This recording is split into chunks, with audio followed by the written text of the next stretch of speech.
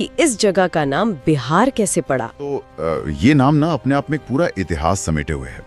प्राचीन काल में इसे विहार कहा जाता था। विहार का सीधा सा अर्थ है बौद्ध भिक्षुओं के रहने का स्थान। अच्छा, मठ वगैरह? हाँ बिल्कुल, मठ। इस पूर्वी क्षेत्र में बौद्ध भिक्षुओं की संख्या इतनी अधिक थी ना कि धीरे धीरे लोग इस पूरी जगह को ही विहार कहने लगे, जो समय के साथ बदलते बदलते बिहार बन गया। ओह, मतलब ये सिर्फ एक भौगोलिक नाम नहीं है बल्कि पूरी आध्यात्मिक विरासत है। लेकिन अगर हम स्रोतों में थोड़ा और पीछे जाएं तो सारण जिले के चिरान से नवपाषाण काल के हड्डियों के औजार मिले हैं। हाँ, वो बहुत महत्वपूर्ण खोज थी। बिल्कुल, जो बताते हैं कि यहाँ मानव सभ्यता की जड़ें काफी गहरी हैं। और जब ये सभ्यता विकसित हुई तो प्राचीन भारत के 16 प्रमुख राज्यों में से, जिन्हें महाजनपद कहा जाता था, उनमें से 3 यही थे, वज्जी, अंग और मगध।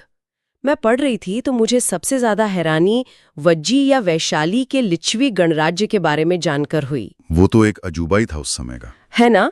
जिस तरह आज सिलिकॉन वैली दुनिया भर के बेहतरीन टेक दिमागों को खींचता है, वैशाली उस समय राजनीतिक नवाचार का केंद्र था।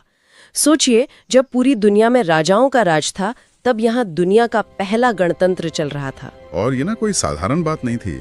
मतलब लिच्छवी गणराज्य केवल नाम का लोकतंत्र नहीं था।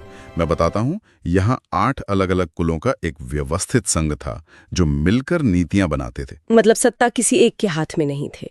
एकदम सही। और इसका असर सिर्फ राजनीति पर नहीं पड़ा। जैन धर्म के 24वें तीर्थंकर महावीर स्वामी का जन्म इसी वज्जी महाजनपद में हुआ था। और तो और प्रसिद्ध राजदरबारी नर्तकी आम्रपाली भी वैशाली से ही थी, जिन्होंने बाद में बौद्ध धर्म अपना लिया था। तो अगर वैशाली इतना ही सुव्यवस्थित और शांतिपूर्ण गणतंत्र था, तो फिर ये खत्म कैसे हुआ? मेरा मतलब है, मगध के साम्राज्य ने इसे कैसे निगल लिया?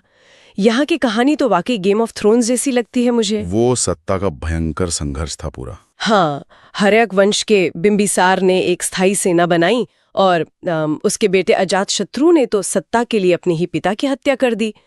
मगध अचानक इतना ताकतवर कैसे हो गया? देखिए, इसका जवाब ना उनके भौगोलिक और प्राकृतिक संसाधनों में छिपा है।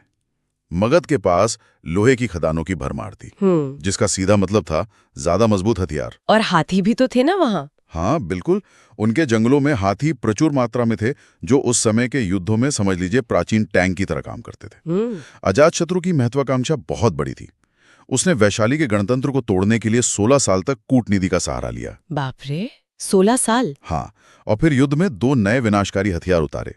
एक था रथ मूसल, जो बिना घोड़ों के चलने वाला, और गदा लगा हुआ एक भयानक रथ था।